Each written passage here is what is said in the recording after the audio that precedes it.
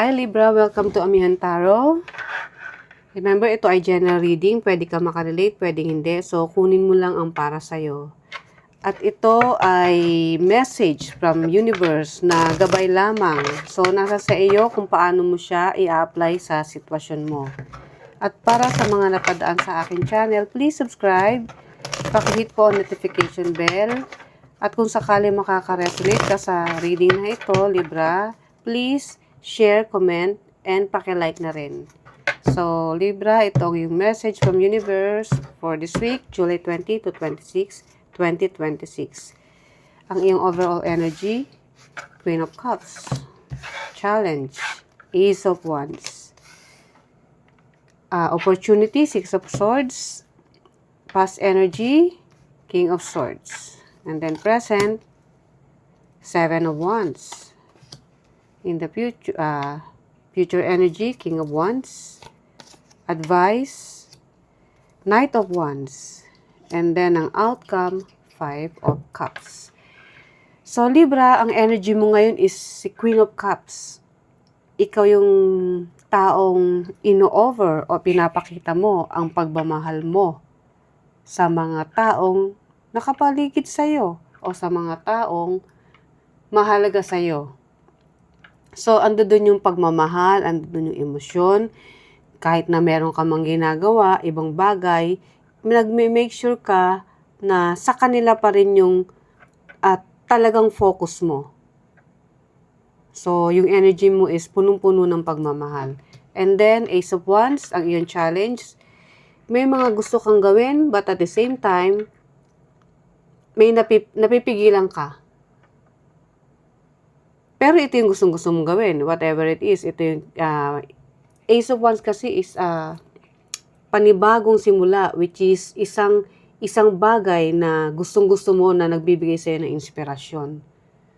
Ewan ko kung saan, pero sa ngayon, hindi mo magawa. Maybe baka may mga bagay na dapat kang unahin. Which is itong ang family mo dahil andito yung focus mo, yung iyong pagmamahal na binibigay mo muna sa iyong pamilya o sa mga mahal mo sa buhay. Maaaring ito ay partner mo o romantic partner o asawa o isang napakalapit na kaibigan. So sa ngayon, medyo hindi itong focus mo. Although gusto mo siya, pero this week, iniisang tabi mo muna. So, ang iyong opportunity, Six of Swords. Ako na pala i-clarify, sorry. Six of Swords, moving to calmer waters. Or gusto mong pumunta sa isang lugar na sa tingin mo mag-i-enjoy ka. Yung tahimik lang, pero magkakaroon ka ng peace of mind. So, maaaring ito, yung pupuntahan mo o yung gusto mong gawin is involve yung mga taong sinasabi ko nga na doon mo binubuhusan ngayon yung mga energy mo. So, maganda naman kasi at least kalmado, di ba? Minsan may time talaga na gusto natin mag-relax with sa mga tao na importante sa atin. And then, ang iyong past energy, King of Swords. King of Swords is maaaring ito ay ikaw or person na kasama mo. Or maybe boss mo. Pwede rin itong meron kang pinagpaplanuhan in the past. Na sa tingin mo, ngayon kailangan mo na aksyonan. Hindi ko alam kung ito ba ay isa sa mga, isang bagay na inspired kang gawin. Na in the past, pinag-iisip pang maigi. Ando din yung pagpaplano. Kasi itong energy na si King of Swords is, yes, matalino, pero gusto niya na pulido at hindi siya magkakamali kung ano man yung gusto niyang mangyari. Whatever it is na gustong-gusto mong gawin. And then, the present energy, Seven of Wands. Yan, doon yung determination. Kahit na sabihin pang magkaroon ng issue o bigla ang hindi mo inaakalang magiging hadlang sa mga plano mo, hindi ka pa rin matitinag itutuloy mo pa rin. Kasi kung dati pinag-iisipan mo, pinagpaplanuhan mo, ngayon, this present time or this present moment, gagawin mo na. Nang hindi ka nag-aalangan. Buo yung loob mo. And then, in the future, King of Wands. Yeah, gagawin mo talaga kasi King of Wands is, King of Action. Punong-puno ng motivation. Ando dun yung excitement sa gagawin niya. Kung ito yung passion niya, gagawin niya. Kasi alam niya na kayang-kaya niya at ando dun yung confidence. Dala-dala niya yun. Dahil para siyang si King of Swords na kung smart, ganun din si King of Wands. Matalino, napagplanuhan niya na. At kaya niyang ibigay kung ano man yung mga kakayanan niya at maipagmamalaki niya sa kung sino man yung tao na makakadil niya rito or let's say boss niya, ipapakita niya sa boss niya na kung ano man yung mga talent or skill na meron siya. And then, ang iyong advice, Knight of Wands. Yes, ganun pa rin.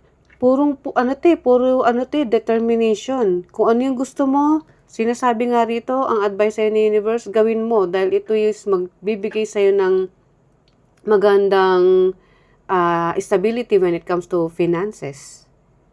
And then, ang outcome is 5 of Cups. Kung sa tingin mo, meron kang pinanghinayangan in the past, huwag mo nang dalhin yan in the future kasi ito yung mga senaryo o pangyayari na panghinayangan mo dahil nawalang bigla, maaaring nawala yan dahil hindi na talaga kailangan pang dalhin sa susunod mong chapter o sa susunod mo na journey na pupuntahan mo. Pero sabi nga, meron pa rin pag-asa, may mga cups pa rin na nakatayo. So, just move forward. At ituloy mo lang kung ano yung sa tingin mong mas makakabuti para sa stability mo. Or para mag-expand ka kung ano man yung gusto mong mangyari. Okay, let's clarify, Libra.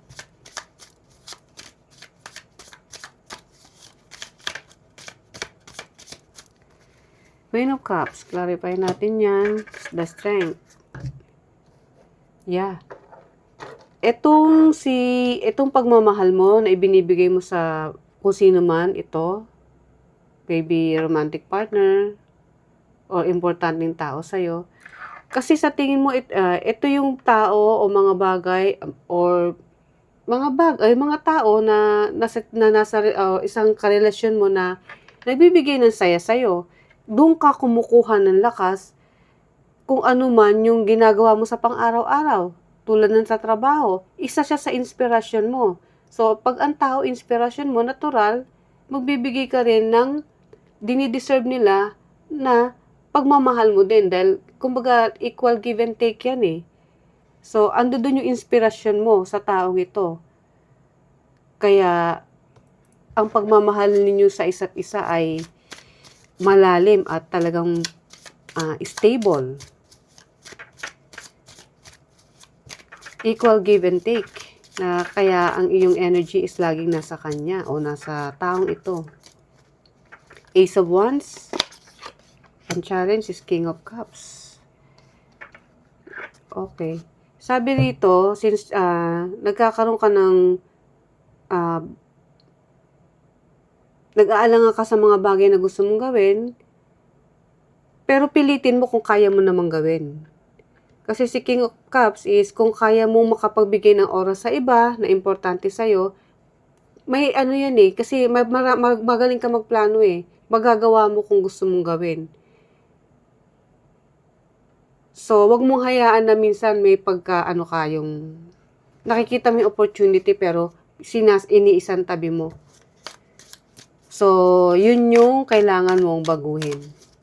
Kaya nga rito meron kang pinanghihinayangan eh. Dahil akala mo hindi mawawala. Pero may mga times kasi o may attitude ka minsan na hanggat nandiyan dyan, iniisip mo na hindi naman mawawala yan eh. Pero may mga bagay kasi na hindi natin inaakala. 'Di ba? So, kung kailangan pag-effortan, pagtuunan mo ng pansin. Okay, Six of Swords, yung opportunity. The Devil. Okay. Ito yung opportunity mo, yung maglibang ka sa sarili mo, di ba? Gawin mo yon para ma-relax. Pero kung sobra-sobra, is bawas-bawasan din natin. Kaya nga nandirito yung yung sinasabing hindi mo nakikita yung iba na dapat mo ring i-priority dahil masyado mo na i-focus sa iba. Hindi naman masama dahil malalapit sa'yo eh. Okay lang yan, ibigay mo yung mga atensyon mo, pagmamahal mo. Pero pag sobra na at meron ka ng ibang nakakalimutan, hindi na rin maganda. Lalo na importante rin yung mga bagay na yon. Kasi yes, uunahin natin ang mga pamilya natin, ang mahal natin sa buhay, pero kung wala naman tayong pera, paano natin sila, paano tayo makakapag-provide sa kanila? So, hatiin natin yung time natin. Yun yung pinapakita dito. Kumbaga may opportunity kang maglibang at the same time, kayang-kaya mo rin tanggalin yung mga alam mong sa tingin mo hindi na rin magiging healthy sa'yo pag sumobra. Kung ano man yung mga bagay na sobra na hindi na dapat gawin. Kasi may mga nalilimutan din tayong i-priority. Okay, and then King of Swords.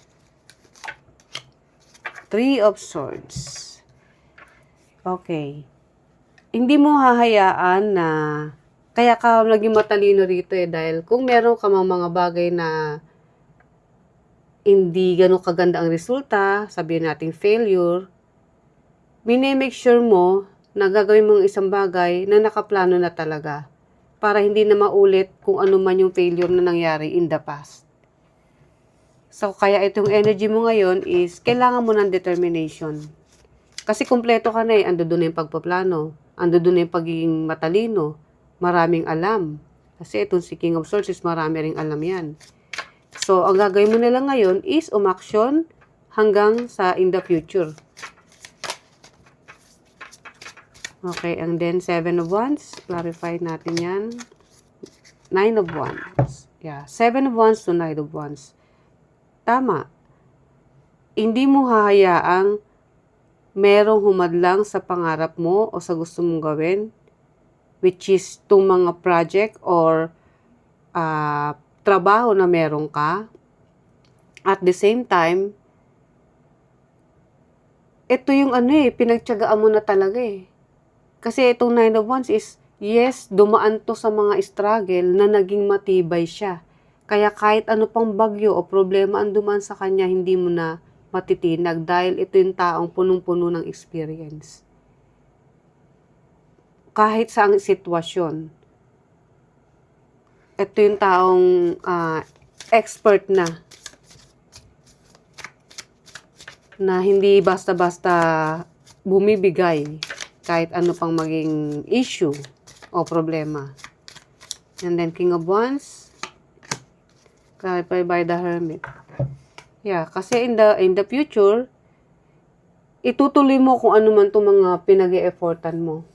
Pera, regarding sa iyong mga resources, tinutuloy mo yan at habang patagal ng patagal, nagkakaroon ng liwanag kung ano man itong mga gusto mo mangyari sa iyong buhay, sa iyong stability, na sa tingin mo mas magiging masagana pa habang ginagawa mo ng tuloy-tuloy yung pagsusumikap mo. Kumbaga, kung meron kang ginagawa, aanihin mo yan. Doble pa sa kung anong meron ka ngayon. And then, Knight of Wands. Page of Cups. So, ang advice sa'yo rito, Libra, ituloy mo lang kung ano yung passion mo, which is magbibigay sa'yo ng magandang stability when it comes to financial. So, ang mga resources na pagkukuhanan mo is hindi lang isa, marami. Kasi punong-puno ka ng determination at the same time, yung puso mo, ibinibigay mo dun sa trabaho na ginagawa mo. Kasi yan yung bread and butter mo eh. So, hindi mo siya kailangang pabayaan. Ibigay mo yung effort o yung puso mo kung paano mo ibinibigay sa mga taong mahal mo sa buhay. So, ang iyong outcome is 5 of Cups. The Hangman. Yeah. Magkakaroon ka dito ng realization na kung ano man yung nasayang dati, hindi mo na kailangang ibalik o idala sa present hanggang sa mga susunod na pangyayari in the future. Kasi nakapag-isip ka na eh. Kung ando doon na yung clarity, napag-isipan mo na. Habang ginagawa mo itong mga to, itong experience na to, tumatatak yan sa isip mo at naging aral kung ano man yung nangyari na hindi maganda in the past. So, ang last message, ang oracle message para sa'yo, Libra.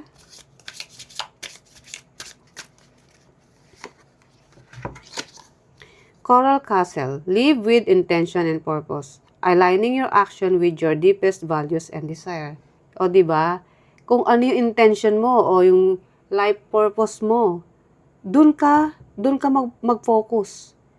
Gawin mo ng mas deep, mas malalim pa, mas motivate, mas determinado. Kasi yun yung gustong-gusto mo mangyari. At gagawin mo talaga. Kasi alam mo na maganda ang magiging bunga. Makukuha at makukuha mo. At lahat naman ng tao, yun ang gusto, di ba? So, Libra, ito ang iyong reading. I hope nagustuhan mo and see you ulit sa mga susunod pa nating reading. Bye!